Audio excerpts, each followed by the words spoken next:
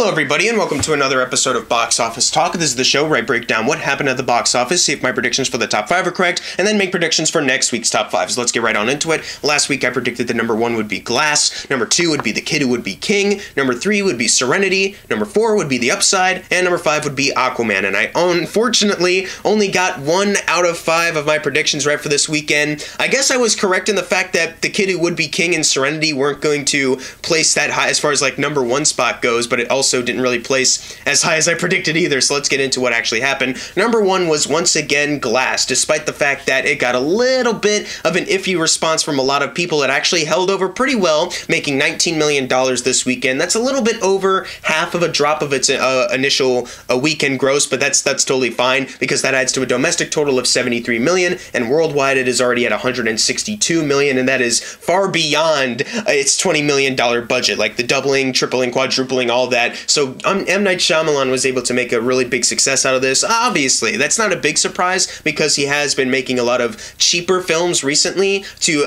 increase kind of profit, but the fact that Glass is also still holding over pretty well in its second weekend and actually has some more people talking about it is actually pretty impressive on his part. Number 2, we have The Upside, once again making $12 million, adding to a domestic total of $63 million, and worldwide it is sitting at $69 million. So it only needs about $6 million more for it to double its $37.5 million budget. I actually do think it will be able to do that since it made $12 million this weekend. It's got to at least make 6 by next weekend, also because next weekend we only have one new release really that's going wide at least, and I'm not sure if that's really going to, I'm not sure how that one's going to do either as far as how much money it's going to make. So I think The Upside will be able to double its budget. Number 3 is Aquaman, making $7.3 million, and that adds to a domestic total of $316 million, $9 million away from outgrossing Suicide Squad domestically, and worldwide, the worldwide totals just keep adding up, sitting at $1.91 billion, which is just fantastic in every way that I've already described before. I'm still super happy that it is outgrossing such an abysmal movie like Suicide Squad, and then hopefully after that,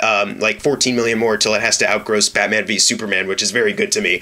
Number 4 was unfortunately The Kid Who Would Be King, not doing as well as I kind of predicted. It made $7.2 million, and on the worldwide chart, it is already at only $10 million, and this is a budget of $59 million. That's gotta suck for Joe Cornish, because I know Attack the Block didn't do too well, and this movie definitely had a bigger weekend opening than Attack the Block, but obviously it's still not doing that well financially. That kind of sucks because I thought for sure since there wasn't that much out, maybe more people would go out to see this movie, but I guess not. Number 5, we have SpiderMan Into the SpiderVerse, making $6 million, adding to a domestic total of $169 million. Worldwide, it is sitting at $338 million, and it is literally $100-ish thousand away from outgrossing Hotel Transylvania 2 as the highest grossing domestic Sony Pictures animation film ever, which is fantastic. I've been rooting for this film to do so, and I was a little worried after its initial weekend opening, but it's been able to accumulate such an awesome gross, and I'm so happy for this movie doing so well. Number 6, we have Green Book, making $5.4 million. More people going out to see this movie, probably because a lot of people are talking about it negatively and positively, of course, adding to a domestic total of $49 million, and worldwide it is sitting at $59 million.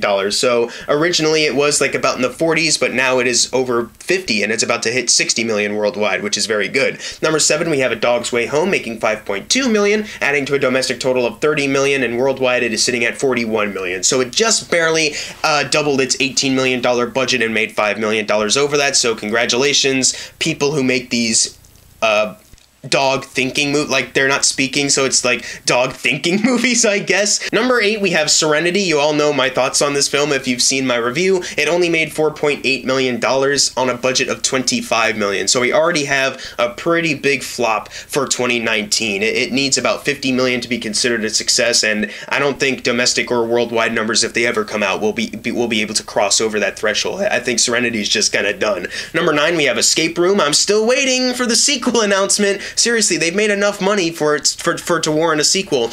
They made $4.2 million this weekend, adding to a domestic total of $47 million, and worldwide it is sitting at $76 million. So yeah, once again, I'm just kind of patiently waiting to see if they ever do announce a sequel because the money is there. And finally, closing out the video, number 10, Dragon Ball Super Broly. I didn't know how long its theatrical run would be, so I didn't predict it to be in the top 5, but it doesn't really matter since it just ended up at number 10, making $3 million, adding to a domestic total of $28 million, and worldwide it is sitting at $98 million, so only $2 million away from getting to $100 million worldwide, which has got to be super fantastic for the people who made this movie that they have such a pretty big hit on their hands, to be honest.